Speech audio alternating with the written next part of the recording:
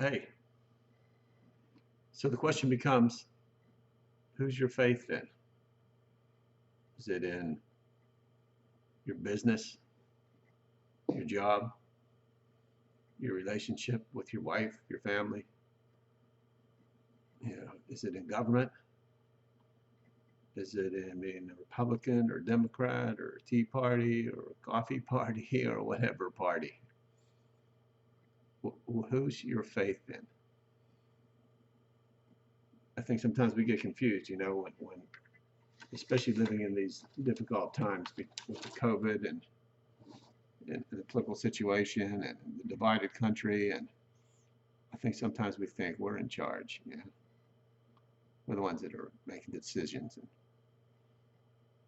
and that's true to some degree. But that's not where your focus is supposed to be.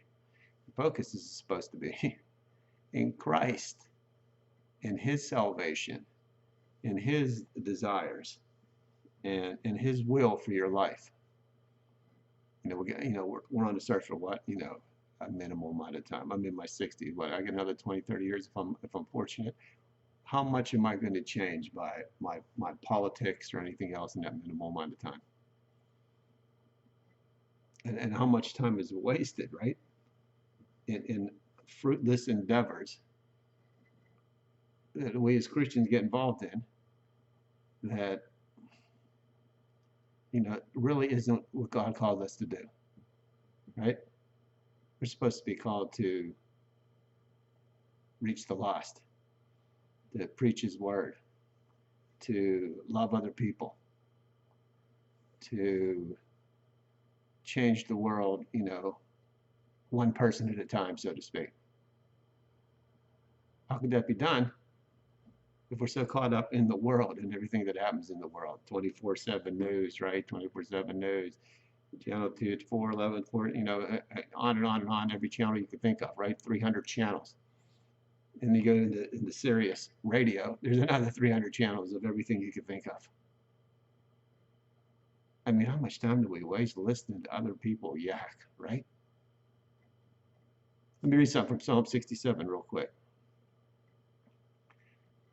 And we all want blessed, right? Everybody wants blessed. We want God to bless our lives, right? So Psalm 67 states, "May God be gracious to us and bless us, and make His face shine upon us." And what's the reason for it? In the next verse.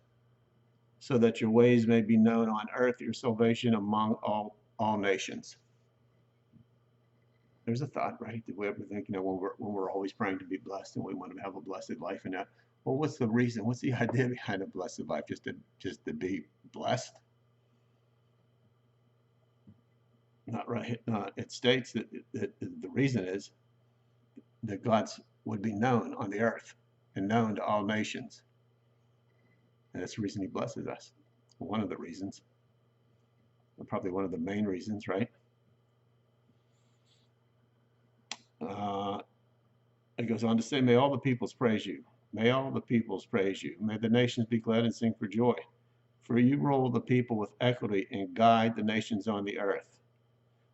Okay, let's stop there for a second, right? We're always worried about politics and everything else and our little part that we play. And yeah, you should be involved in politics. There's nothing wrong with that. And you should play a part in things. But local politics ever, for whatever, it's good to be involved in all that. But it's just a part. You're just playing a part. That's not the focus, right? It's not the focus. Because in the end, right, what's God? God rules the nations. He rules the people. He guides the nations. So God's in control. He knows everything that's going on. He knows how difficult the situation is. He knows about COVID. He knows people are passing away. He knows that, He knows everything. He's God. But our focus, so easy for our focus to shift onto the problems of the world and get caught up in the times and just what's going on. And if we don't, if this guy doesn't get in or that guy doesn't get in, and this doesn't happen, he's not Secretary of State and she's not vice whatever president, and he's not, everything's going to be terrible because, we're not controlling it. See how silly it sounds almost, we can't control anything. Nothing. Our faith is in you. It's in Christ.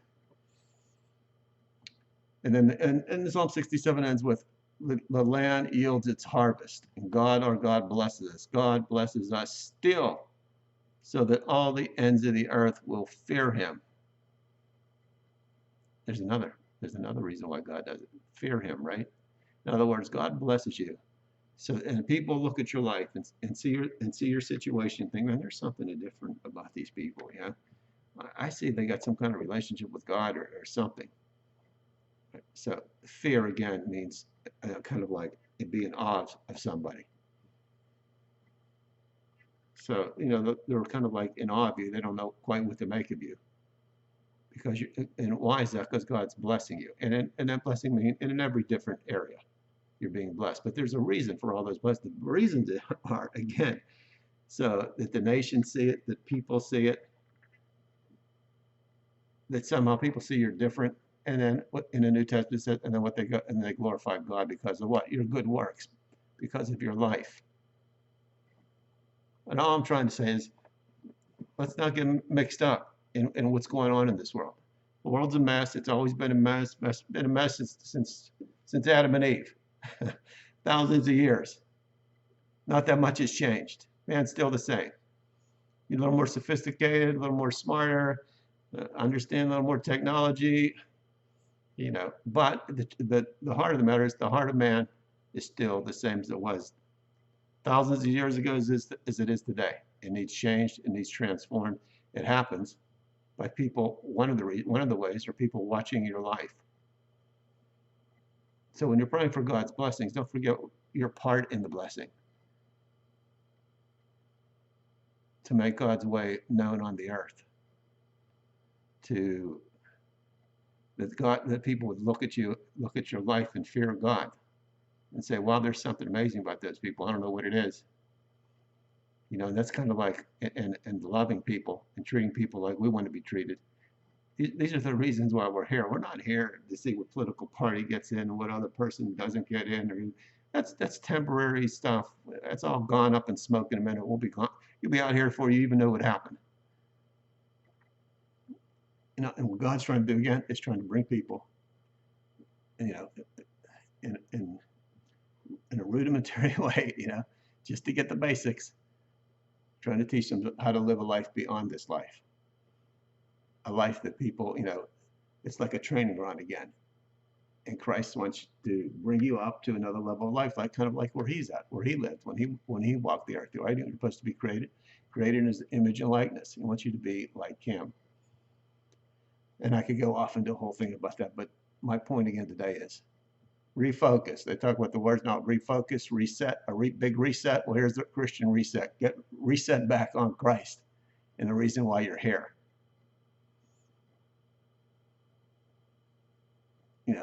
It's easy to get confused. It's easy to get twisted. It's easy to get caught up in the moment because we think like we're really going to make some kind of big difference. And that again, that doesn't mean that you don't vote and you don't do all the things you're supposed to do. But again, you're just a little tiny part in this creation of the world of thousands of years. God's not so concerned with the temporal things. He's concerned with eternal things and things that change you from the inside out. That's always God's focus. And it's his reason why he blesses us. How about that? And that's all I have to say about that. James Vincent. I'm out.